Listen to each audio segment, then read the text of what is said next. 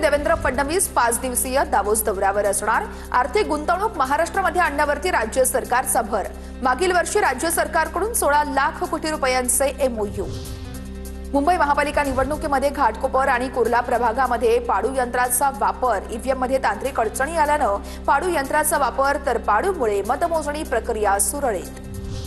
मुंबई मनपाच्या स्वीकृत नगरसेवकांची संख्या 5 वरून 10 वर।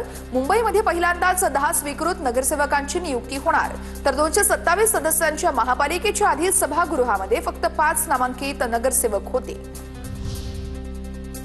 मुंबईच्या महापालिका निवडणुकीमध्ये महिला नगरसेविकांचा बोलबाला। मुंबई पालिकेमध्ये 114 महिला नगरसेविका। मुंबई महापालिकेमध्ये भाजपच्या सर्वाधिक महिला नगरसेविका। मुंबई महापालिकेच्या निवडणुकीमध्ये नोटाला 1.8% मतदान झालं। 1 लाखाहून अधिक मतदारांनी नोटाचा पर्याय निवडला। किमान 8 प्रभागांमध्ये विजय मताधिक्यापेक्षा नोटाला अधिक मतं असल्याचं समोर।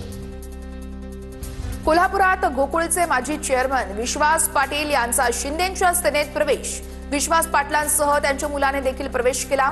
एकनाथ शिंदेंच्या उपस्थितीमध्ये मुंबईमध्ये हा पक्ष प्रवेश झालेला आहे। अंबरनाथ नगरपालिकेची सभा तहकूब करण्याचे हायकोर्टाचे निर्देश। ठाणे जिल्हाधिकाऱ्यांच्या निर्णयाला विकास आघाडीचं आव्हान, तर शिवसेनेने स्थापन केलेली आघाडी मान्य करण्याच्या निर्णयाला आव्हान देण्यात आलं। उद्या संध्याकाळी 5 वाजेपर्यंत सभा तहकूब करण्याचे निर्देश। मुंबई महानगरपालिका निवडणुकीमध्ये तब्बल 12 जेएनसी उमेदवार नगरसेवक झाले। सर्वाधिक संख्या मध्यमवयीन नगरसेवकांची आहे, तर 22 वर्षीय काशिश फुलवारिया सर्वात तरुण नगरसेविका ठरल्यात।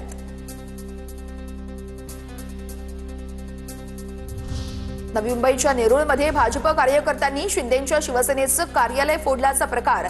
भाजपच्या 17 कार्यकर्त्यांवर नेरूळ पोलिसात गुन्हा दाखल। पोलिसांकडून पुढील तपास सुरू।